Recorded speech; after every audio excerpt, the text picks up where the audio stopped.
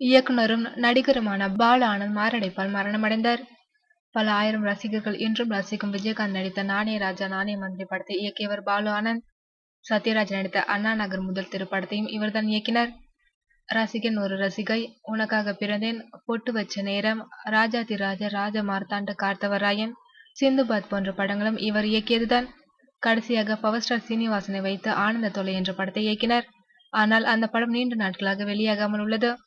இவர் இயக்குனராக அறியப்பட்டதை விட நடிகராகத்தான் பலருக்கும் தெரியும். முழு நேர நடிகராக மாறிய அவர் வானத்தைப் போல உள்பட 100க்கும் மேற்பட்ட படங்களில் நகைச்சுவை, வில்லன், குணச்சித்திர நடிகராக நடித்துள்ளார். பாலு ஆனந்திற்கு சொந்த ஊர் கோவை. இயக்குனர் ஆர் சுந்தரராஜனிடம் பயணங்கள் முடிவதில்லை படம் தொடங்கி 28 படங்களில் உதவியாளராக இருந்து பின்னர் இயக்குனரானார். சொந்த ஊரில் இருந்த பாலு ஆனந்திற்கு இன்று அதிகாலை திடீரென மாரடைப்பு ஏற்பட்டது. மருத்துவமனை செல்லும் போதே அவர் உயிர் பிரிந்து விட்டதாக அறிவிக்கப்பட்டது. பாலு ஆனந்தின் மரணம் திரையுலகில் அதிர்ச்சியை ஏற்படுத்தியுள்ளது.